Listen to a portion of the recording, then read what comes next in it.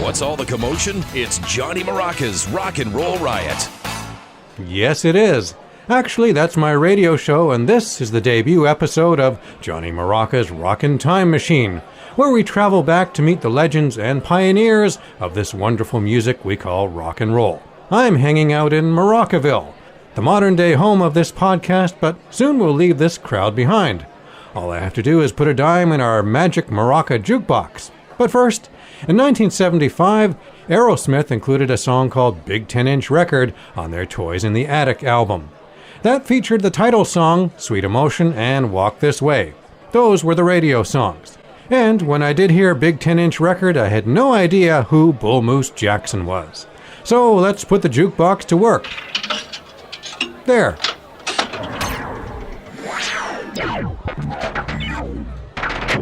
Time traveling is kind of noisy, isn't it?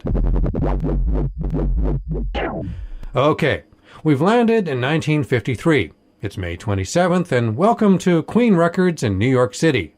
Queen is an offshoot of King Records, and while most of King's artists recorded at the company's headquarters in Cincinnati, some were cut here in New York. It's after hours, so the studio is empty, but the instruments are here. The drums of Panama Francis. The piano that will be played by Don Abney. And of course, the big tenor sax of the one and only Bullmoose Jackson. He was born Benjamin Clarence Jackson in Cleveland in 1919. In later years, bandmates gave him the nickname Bullmoose because he resembled one. When Bullmoose Jackson cuts Big 10-Inch Record, it will not be played on the radio. Too racy. We're talking 1953 after all, and a man bragging about his Big 10-Inch Record. Sure, vinyl records were often 10 inches in diameter, but creative lyrics aside, Big 10-Inch Record will be an underground sensation. Along the lines of a tune that will come out in '54, Work With Me Annie by Hank Ballard and the Midnighters.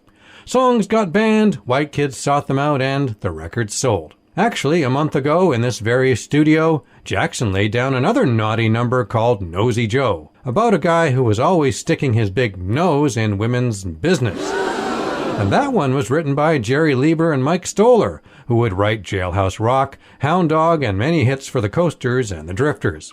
Our beloved Bullmoose will keep recording until the early 60s and fade into obscurity, until 75 when Steven Tyler and his band revived Big 10-Inch Record. Flash forward to 1983 when Jackson, in his words, has one foot in the grave and the other on a banana peel. He's 64 and working for a catering firm at Howard University in Washington, D.C. And it's at Howard that he meets Carl Greffenstedt, leader of a Pittsburgh R&B band called the Flashcats.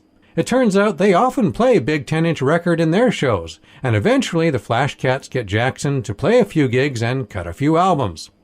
He lands shows from Hollywood to Carnegie Hall. The Moose is back. Bullmoose Jackson will keep performing until 1987 and sadly leave this world the next year after a battle with lung cancer.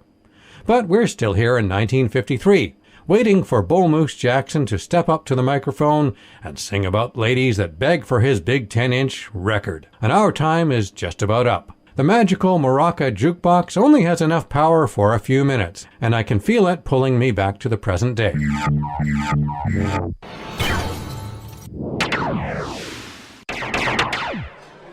There. Well, I hope you enjoyed our little journey. As I said off the top, this is the debut podcast, and I will make more very soon. I'm Johnny Maraca. If you want to know more about me, check out my website, johnnymaraca.com. It has details on my radio show, The Rock and Roll Riot, blogs, my Hall of Fame galleries featuring Bullmoose Jackson and scores of other legends and pioneers. Johnny Maraca's Rockin' Time Machine is researched, written, voiced, and produced by yours truly, Johnny Maraca.